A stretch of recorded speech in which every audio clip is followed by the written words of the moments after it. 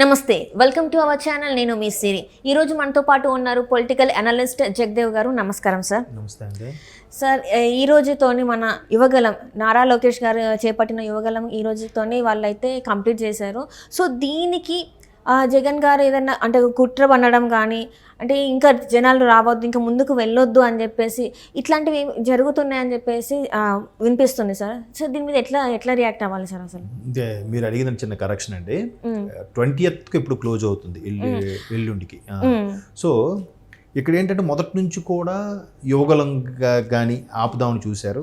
First Chandrababu గారు ఏదైతే జనాల్లోకి వెళ్ళారో, జనాలు అది బాగా ఇసుక ర్యాంపుల గురించి, లిక్కర్ స్కామ్ల గురించి జనాల్లోకి తీసుకెళ్ళడం, అది తట్టుకోలేక ఏంటంటే ఆయన్ని అరెస్ట్ చేశారు. తర్వాత యువగలంలో ఉన్నప్పుడు ఖచ్చితంగా లోకేష్ని కూడా అరెస్ట్ చేయాలని ప్లాన్ చేశారు. బట్ సొంత పార్టీ ఎమ్మెల్యేలే చెప్పారంటే ఏమని, అయ్యా ఇప్పటికే చంద్రబాబు గారికి మీరు అరెస్ట్ చేసి మొత్తం అటు ఫేవర్ అయిపోయింది, మైలేజ్ పెరిగిపోయింది, ఇప్పుడు లోకేష్ గారిని కూడా అరెస్ట్ చేస్తే ఇంకా మొత్తం ఏ పార్టీకి ఉన్న ఈ 1% కూడా ఉండదు, ఇంకా క్రేజ్ అటే వెళ్ళిపోతుంది, లోకేష్ని అరెస్ట్ చేయొద్దని సొంత పార్టీ ఎమ్మెల్యేలు రిక్వెస్ట్ చేసుకున్నట్టుగా అప్పట్లో వార్తలు వచ్చాయి. అంటే ఈ ఊరికే స్తబ్దుగా ఒక ఎలక్షన్స్ ముందు యాక్టివేట్ అవుతాములే అనుకున్న టీడీపీ శ్రేణులు, జనసేన శ్రేణులు చంద్రబాబు గారు అరెస్ట్ తర్వాత ఒక్కసారి ఉవ్వెత్తున లెగిసాయి, బాగా యాక్టివేట్ అయిపోయి ఇప్పుడు ప్రతి దగ్గర కూడా ప్రభుత్వ వ్యతిరేకంగా అన్ని చేస్తున్నారు.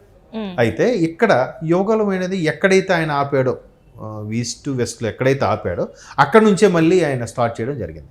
స్టార్ట్ చేసినప్పుడు కూడా చాలా అంటే ఆయన ఇక్కడ మనం లోకేష్ గారి నుంచి మాట్లాడుకోవాలి కాసేపు. మొదట్లో వీళ్ళు పప్పు అని, తండ్రి చాటుగా వచ్చి ఇది అయ్యాడండి అని చాలా ట్రోల్స్ చేశారు. ఓకే, కాసేపు ఆయన తండ్రి చాటుగా వచ్చాడు అనుకుందాం. మరి యువతల పక్క అధినేత ఎవరి చాటుగా వచ్చారు? ఈయన కూడా తండ్రి పేరు చెప్పే వచ్చారు కదా. నెక్స్ట్ మంగళగిరిలో చిత్తుగా ఓడిపోయారని అన్నారు. మంగళగిరిలో ఓడిపోయారు, ఓకే. నిజంగా గెలవాలి అని అనుకుంటే కంచుకోట ఖచ్చితంగా గెలుస్తామని దగ్గర పోటీ చేస్తారు కదా. టఫెస్ట్ ప్లేస్కి ఎందుకు పోటీ చేస్తారు? మంగళగిరి అనే స్థానంకి అనే లోకేష్ గారు యువగలంలో ఏమని చెప్పారంటే, ఇప్పటికీ 1983లో పార్టీ గెలవడం, అదే అక్కడ నుంచి పోటీ చేయడం స్టార్ట్ చేస్తే ఒక 2 సార్లు మంగళగిరిలో తెలుగుదేశం గెలిచింది, మిగతా 5-6 సార్లు ఓడిపోయింది అని చెప్పారు. సో టఫ్ ప్లేస్ని ఆయన ఎంచుకున్నాడు. లేదు నేను ముఖ్యమంత్రి అధినేత కొడుకుని, చంద్రబాబు గారు కూడా అబ్బాయిని, నేను సేఫ్ జోన్లో ఉన్నాననుకుంటే కుప్పంలోనో ఎక్కడ పోటీ చేస్తే గెలిచేస్తాడు కదా. లేదా టీడీపీ కంచుకోటగా అనుకున్న ఏ శ్రీకాకుళం జిల్లాలోనో, లేదంటే ఏ రాయలసీమలోనో, హిందూపురం లాంటి ప్లేస్లోనో ఈజీ గెలుస్తాడు కదా. అలా కాకుండా టఫ్ ప్లేస్ తీసుకున్నాడు కదా. అంటే ఏంటి, అక్కడ పార్టీని బలోపేతం చేయాలని ఛాలెంజ్గా తీసుకున్నాడు.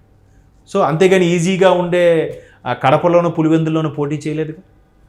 అదే సో అలాగా ఒక్కొక్కటి తనను మలుచుకుంటూ బాడీ లాంగ్వేజ్, మనిషి పర్సనాలిటీ అన్నీ చేంజ్ చేసి మాట్లాడే విధానం కూడా ఎవరికైనా రోల్ అవుతాయి. ఇక్కడ కూడా మంత్రులకి, చాలా మంది ముఖ్యమంత్రులకే రోల్ అవుతున్నాయి. నోరు తిరగట్లేదు, సార్వభౌమాధికారం అనడం రావట్లేదు, సార్వభౌమాధికారము అనే చదువుతున్నారు. ప్రమాణ స్వీకారం ఎంతమందికి చూపించాలి? అంటే నేను తప్పుగా క్రిటిసైజ్, అలా అవమానపరిచే ఉద్దేశం కాదు ఇక్కడ. నేనంటే తప్పు ఎవరికైనా సహజం, రోల్ అవ్వడం ఎవరికైనా సహజం. ఒక్కొక్క మాట నాకు రోల్ అవుద్ది, ఒక్కొక్క మాట మీకు రోల్ అవుద్ది. ఎంత మేధావులైన కళాకారులకు కూడా ఒక్కొక్కరికి ఒక్కొక్క పదం పలకడం రాదు, తెలుసా అండి? ఎన్టీ రామారావు గారు ఇంత విశ్వవిఖ్యాత నటుడు, ఆయన చూచుకున్నారని అంటారు. మీరు ఎప్పుడైనా అబ్జర్వ్ చేయండి, అర్థమైందా? చూసుకున్నారు అని అనడం రాక కదా, ఆయన స్టైల్ అది. ఒక్కొక్కరికి ఒక్కొక్క స్టైల్ ఉంటుంది, ఒక పదం. అలాగా ఒక్కొక్కటి ఒక్కొక్క రోల్ అవుతే దాన్ని పట్టుకొని నేను పప్పు అని ఎన్ని రోల్ చేశారు. ఇక్కడ ముఖ్యమంత్రి గారు కూడా చాలా సందర్భాలు రోల్ అయ్యాయి కదా. అంటే ప్రతిదీ బ్యాడ్గా చూస్తే బ్యాడ్గానే కనిపిస్తుంది, బ్యాడ్ ప్రాపగానే చేయాలని చూశారు, అలాగే చేశారు. ఇప్పుడు కూడా ఏం చేస్తున్నారు, ఆయన యువగలం హైలైట్ అవ్వకూడని ఉద్దేశంలో బస్సులు కూడా ఇవ్వకుండా ఆపే ప్రయత్నం చేస్తున్నారు. దానికి కూడా వాళ్ళ సొంత ఛానళ్ళు ఎలా చెప్తున్నారు, లోకేష్ గారు ఎక్కడైతే జనాలు ఉన్నారో అక్కడికి వెళ్ళి మాట్లాడుతున్నాడంట. ఎక్కడైతే జనాలు, అది కూడా రాత్రిపూట మాట్లాడుతున్నారని చెప్పి అందులో ఒక యాంకర్ మాట్లాడారు. రాత్రిపూట ఎందుకు రాత్రిపూట నిజంగా ఒక 10 మంది వచ్చినా గ్రేటే. అందరూ పడుకుంటారు కదా, పడుకున్నప్పుడు అందరూ పడుకుని ఒకరిద్దరు ఉండాలి. అలాంటిది ఒక 10 మంది వచ్చినా అరే ఈయన క్రేజ్ ఉన్నట్టేగా. రాత్రి అందరూ ఎవ్వరూ లేనప్పుడు జనాలు పోగు చేసి మరీ తీస్తున్నారని చెప్పి ఒక ఛానల్లో ఒక ఆయన మాట్లాడాడు కదా. సో ఇవన్నీ ఊరికి బ్యాడ్ ప్రాపగాండా చేసినప్పుడు ఆయనకి ఏం క్రేజ్ లేదు, ఆయన పప్పు, ఆయనకి మాట్లాడమే రాదు, ఆయన ఎంత అధినేత కొడుకైనా గెలవడం చేత కాలేదని విమర్శించిన మీరు ఆయన యువగలంకి మీరు ఎందుకు బస్సులు కేటాయించలేకపోతున్నారు? అంటే ముందు ఆలోచనగానే వీళ్ళు ట్రైన్స్ బుక్ చేసుకున్నారని చెప్పేసి ఉంది. ఎస్, అంటే ఇప్పుడు బస్సులు ఎందుకు ఇవ్వట్లేదమ్మా? భయమా మీకు? ఆయనకి ఎక్కడి క్రేజ్ వచ్చేస్తుందని భయమా? లేదంటే నిజంగా క్రేజ్ ఉంది కాబట్టి మనం ఎలాగోలో అడ్డుకునే ప్రయత్నం చేద్దామని ఒక కుట్ర? లేదంటే ఊరికే జనాలను వాళ్ళు సినిమాలో కూడా చూపిస్తుంటారు, మీరు అబ్జర్వ్ చేశారు లేదు, ఎవడో జనాలు వెళ్ళిన ఒక రాయి ఇసురుతాడు, వాళ్ళు ఇబ్బంది పడేలాగా. ఇవన్నీ క్రియేటివిటీకి అర్థమైపోతుంది కదా. ఇదంతా కూడా మేబీ ఆ ప్రశాంత్ కిషోర్ కూడా స్ట్రాటజీ ఏమో ఎవరికి తెలుసు. వీళ్ళు బస్సులు ఇవ్వలేక ఆల్రెడీ ట్రైన్లో వచ్చారు. ఇంతకుముందు కూడా టీచర్స్ ఇలాగే ముట్టడించారు అమరావతిని. వాళ్ళు ఏం చేశారు, ముందు రోజు ఏ లాడ్జీలు ఎవరెవరు ఉన్నారని చెప్పి లాడ్జీలు డోర్ కొట్టి మీరు ఎక్కడి నుంచి వచ్చారు అందరూ కూడా ఎంక్వైరీ చేయించారు పోలీసులతో. బస్సుల్లో వచ్చేస్తారని బస్సులు కూడా చెకప్ వాళ్ళు కూడా ట్రైన్స్లోను రకరకాల వెహికల్స్లోను ఓన్ వెహికల్స్లోను వచ్చారు టీచర్స్. ఎంత సక్సెస్ అయింది? సో అది ఒక గవర్నమెంట్ ఉద్యోగస్తులే అంతగా ముట్టడించిన సక్సెస్ అయింది. ఇప్పుడు ఇక్కడ సామాన్యులు కార్యకర్తలు ఇంకెలా వస్తారు? మీరు ఆపితే మీరు మిగతా ట్రాన్స్పోర్ట్ లేవా? సెంట్రల్ గవర్నమెంట్ కాబట్టి రైల్వేలు ఏం చేయలేకపోయారు. ఇప్పుడు రైల్వేలు బుక్ చేసుకుని వస్తున్నారు. ఖచ్చితంగా దానికి ఎలాగా మహామౌలు రేపు పవన్ కళ్యాణ్ గారు దానికి వెళ్తారని కూడా ఒక వార్త ఉంది యువగలం ముగింపు యాత్రకి. సో ఇప్పుడు టీడీపీ పార్టీకి ఒక రకంగా అంటే మన ఏమంటారు ప్రధానమంత్రి మోదీ గారు సపోర్ట్ చేస్తున్నారు అనుకోవచ్చు మళ్ళీ. మరి టీడీపీకి కాదండి, అంటే టీడీపీకి సపోర్ట్ చేస్తున్నారో లేదో తెలియదు కానీ సపోర్ట్ చేయట్లేదని అనుకుంటున్నాను. ఎందుకంటే 2014 ఎలక్షన్స్ తర్వాత 2019 ఎలక్షన్స్కి స్పెషల్ స్టేటస్ మీద చంద్రబాబు గారు బాగా ఫైట్ చేయడం అక్కడ ఎక్కడో చెడింది చిన్నది, అంటే వాళ్ళిద్దరికి టీడీపీకి బీజేపీకి. సో ఇప్పుడు కూడా చంద్రబాబు గారు అరెస్ట్ అయిన తర్వాత ఇంతగా దేశవ్యాప్తంగా పార్టీలకు అతీతంగా అందరూ స్పందించారే, అటువంటి అంత సీనియర్ నాయకుడిని అరెస్ట్ చేయడం కరెక్ట్ కాదు ఆ రాత్రప్పుడు అని బీజేపీ నుంచి ఒక్కరు స్పందించలేదే.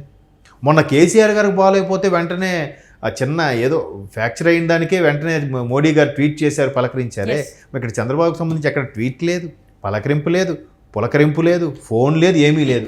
ఏమనుకోవాలి? అండ్ అట్లానే సార్ ఇక్కడ మీరు అంటే ఇప్పుడు నేను ఒక మాట మాట్లాడుతున్నాను, ఇండస్ట్రీ నుంచి కూడా అంటే చాలా మంది ఉన్నారు, వాళ్ళు కూడా బాబు గారిని కలవడానికి ఎవరు కూడా ముందుకు రాలేదు ఎక్సెప్ట్ అంటే ఒక పవన్ కళ్యాణ్ గారు తప్ప మిగతా ఎవరు, అంటే వాళ్ళ ఆయన బాలకృష్ణ గారు తప్ప మిగతా ఎవరు కూడా ఆయనని పలకరించింది లేదు. అవునండి, అక్కడ ఏమైందంటే ఆల్రెడీ ఇండస్ట్రీ అంతా తెలుసో తెలియకో టీడీపీకి ఫేవర్గానే ఉండేది అన్నది వాస్తవం. అందుకు ఇండస్ట్రీలో కూడా గ్రిప్ సంపాదించుకోవడం కోసమే కేవలం మా ఎలక్షన్ని పెద్ద రభస్ చేయించారు. ఆ మా ఎలక్షన్లు ఎవరు గెలిచారో కూడా అందరికీ తెలుసు. ఆ తరువాత టికెట్ల రేట్లు కావాలని పవన్ కళ్యాణ్ సినిమా రిలీజ్ అయినప్పుడు 10 రూపాయలు 20 రూపాయలు 5 రూపాయలు పెట్టారు కదా. సో ఇంత క్రేజీ ఇది ఉన్నప్పుడు ఆ 10 రూపాయలు పెట్టడం ఏంటి? ఎవరైనా చేస్తారా? మాకు పెట్టి సినిమాలు చేయండి, మీరు ఎవరు తోస్తారు? మిమ్మల్ని చూడరు కదా. సో అక్కడ కూడా అలాగ అన్యాయం జరుగుతుంది కాబట్టి సినీ ఇండస్ట్రీ పెద్దలు కామ్ అయిపోయారు. అప్పటికి చిరంజీవి, మహేష్ బాబు, ప్రభాస్ లాంటి స్టార్స్ వెళ్ళి కలిసినప్పుడు కూడా ఎలాంటి స్పందన వచ్చింది? ఏమైనా వచ్చిందా? రాలేదే. తర్వాత కొద్ది నెలలకు మళ్ళీ న్యూట్రల్ చేశారు. కాబట్టి ఇండస్ట్రీ మీద కూడా కొద్దిగా ఇది ఉంది కాబట్టి ఇంకా ఎందుకు, దానివల్ల ఏమవుతుంది, పెద్ద హీరోలు పెద్ద ప్రొడ్యూసర్లు పొరపాటు రియాక్ట్ అయ్యారు అనుకోండి, వాళ్ళ సినిమాలు ఆడకపోతే పరిస్థితి ఏంటి? దాని మీద ప్రత్యక్షంగా పరోక్షంగా కొన్ని వేల మంది కార్మికులు, ఒక సినిమా కంప్లీట్ అవుతుందా తీస్తున్నారంటే ఒక 2,000 మంది కార్మికులు ప్రత్యక్షంగా పరోక్షంగా బతుకుతారు కదా. మరి వాళ్ళందరికీ ఫుడ్ ఏమవుతుంది? జూనియర్ ఆర్టిస్టులు, ప్రొడక్షన్ బాయ్స్, అసిస్టెంట్లు, 24 క్రాఫ్ట్స్ తాలూకా పర్సన్స్, వాళ్ళ అసిస్టెంట్లు, క్యాబ్ డ్రైవర్లు, కన్వీనియన్స్ ఇచ్చే వాళ్ళకి డ్రైవర్లు, ఫుడ్ ఉండేవాళ్ళు, ఎంతమందికి డిపెండ్ అవుతున్నారు కదా. వాళ్ళందరూ పట్టుకుంటున్నట్టుగా ఒక్క షూటింగ్ ఆగిపోతే ఎంత నష్టం వస్తుంది చెప్పండి. వాళ్ళందరూ ఫుడ్ ఎలా వస్తుందండి? సో ఇంకా మళ్ళీ ఇబ్బంది పెడతారేమో ఇప్పుడు గవర్నమెంట్ వాళ్ళది కదా అనే ఉద్దేశంతో ఎక్కడ ఇండస్ట్రీలు పెద్దలు రెస్పాండ్ అవ్వలేదు. ఎక్కడో రవిబాబు లాంటి వాళ్ళు, డైరెక్టర్ రవిబాబు లాంటి వాళ్ళు కొంతమంది రెస్పాండ్ అయ్యారు తప్ప పెద్ద హీరోలు రెస్పాండ్ అయితే పెద్ద ప్రాజెక్టులు ఆగిపోతే ప్రొడ్యూసర్కి కూడా నష్టమే కదా. అందుకు ఎవరు రెస్పాండ్ అవ్వలేదు. రైట్ సార్ మీ టైంని మా కోసం కేటాయించినందుకు అండ్ మాకు ఇవి అన్నీ చాలా చక్కగా వివరించినందుకు చాలా థ్యాంక్స్ సార్. ధన్యవాదాలు. Thank you.